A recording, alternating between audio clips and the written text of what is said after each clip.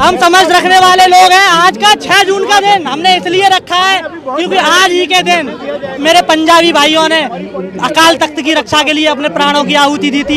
यदि अगर रिक्वायरमेंट आता भी है तो किसी न किसी कारणवश, चाहे उसमें हमारा सिस्टम का दोष हो या हमारा नेता का दोष हो या जो भी चीज लोगों का हो, वो मतलब जो पेपर का जो है वो लीक कर दिया जाता है।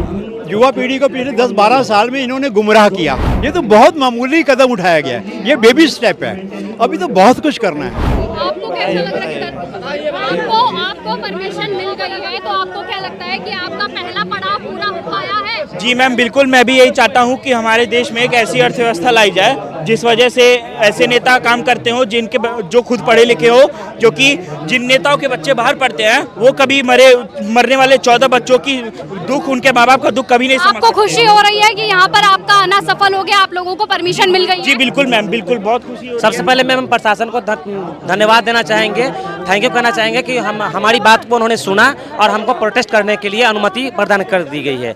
दूसरी बात ये है मैम कि जो हमारा जो एक तो जो वैकेंसी आती है, रिक्वायरमेंट आता है, ये बहुत कम आता है और मैंने टाइम टू टाइम आता नहीं है। दूसरा, यदि अगर रिक्वायरमेंट आता भी है तो किसी न किसी कारणवश, चाहे उसमें हमारा सिस्टम का दोष हो या हमारा नेता का दोष हो या जो भी चीज लोगों का हो, वो मतलब जो पेपर का जो है वो लीक कर दिया जाता है, जिसके चलते हम गरीब स्टूडेंट जो है उसका मतलब जो है ना, क्या कहते हैं कि हम लोग परेशान हो सामना करना पड़ता है। आपके घर में से भी किसी ने नीट का एग्जाम दिया था जिसके बाद आप यहाँ पहुँचे हैं? आपका कोई जानकार है जो नीट का पेपर दे चुका है? जी मैम, इसके पहले भी नीट का एग्जाम दे चुका है। उसमें भी पिछले साल जो नीट का एग्जाम हुआ था, मेरे उसमें एक बहन थी और एक मेरे रिलेटिव और दो विद्यार्थी था। उसमें एग्जामिनेशन रद्द कर दिया गया, नीट एग्जामिनेशन लीक होने का। उनकी तरफ से विरोध दर्ज कराने के लिए आप यहाँ पर पहुँचे? जी, उनके तरफ से विरोध दर्ज कराने के लिए हम आए हैं। लेकिन बिहार में भी पिछले बार जो है मैम बीपीएससी का एग्जाम हुआ था, उसमें भी पेपर लीक कर दिया गया था। उसका हम खुद भी स्टूडेंट रह चुके थे। उसका प्रोटेस्ट करते करते आज की डेट में जब वो पेपर लीक हुआ था, तो आज की डेट में अभी आप क्या कर रहे हैं? मैम अभी भी हम लोग तैयारी प्रिपरेशन कर रहे हैं, लेकिन हर कोई एग्जाम ऐसा नहीं होता है जिसका कि मैंने बगैर पेपर लीक का सही से एग्जामिनेशन कंडक्ट करा लिया जाता हो। आपको परमिशन यहाँ पर मिल गई है प्रोटेस्ट करने की, उसके बाद आपके अंदर खुशी की लहर है कि आपका पहला पड़ाव अब पूरा हो चुका है? यही तो मैं कहना चाहता हूँ मैम कि हमारी बात जो है आज प्रशासन सुनी और हमारा जो है प्रोटेस्ट करने के लिए जो हमको जो परमिशन दिया गया है, इसके लिए हम लोग बहुत तहे दिल से धन्यवाद करना चाहेंगे और बहुत खुश हैं। पहला मेरा जो है स्ट्राइक जो है वो हमारा जीत हो गया है। अब आगे का जो भी है हम लोग जंतर मंतर पर जा रहे हैं, वहाँ पर हम लोग शांति से प्रोटेस्ट करेंगे, शांतिपूर्ण धरना देंगे और हम लोग धर्मेंद्र प्रधान जी का हम लोग रिजनेशन लेकर के जाएंगे। युवा पीढ़ी को पिछले 10-12 साल में इन्होंने गुमराह किया। इनको तन मन धन से देना चाहिए, ये नहीं कि लफाजी करके हम भाग जाएं। हमें अपनी अर्जित आय का एक हिस्सा इन लोगों को देना होगा, तभी ये चल पाएंगे। बिना पैसे प्रोटेस्ट करने की यहाँ पर परमिशन मिल चुकी है, आपकी जो पहला पड़ाव है आपको लगता है वो पूरा हो गया है? नहीं, पड़ाव तो ये तो इब्तिदाए इश्क है। देखिए आगे होता है क्या।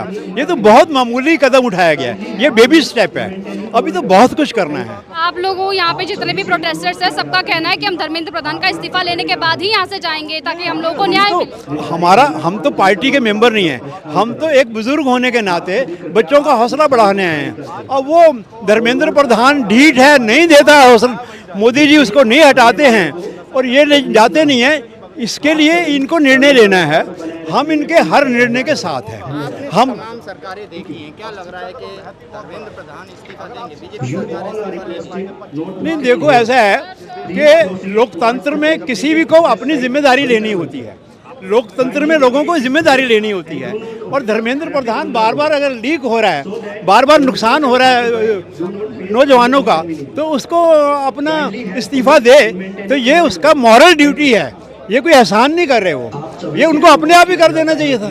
कि हमारे देश में पिछले एक दहाके में, एक डिकेड में एक अघोषित इमरजेंसी लगी हुई है। मेरे मोहल्ले में जब भी मैं कोई व्हाट्सएप पे कोई या इंस्टाग्राम पे डालता हूँ, पुलिस मेरे पास आ जाती है।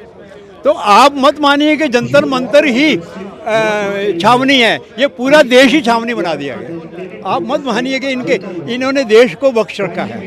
ये तो चुनाव जीतना एक इनका प्रोफेशन है, तो चुनाव जीतना इनको है।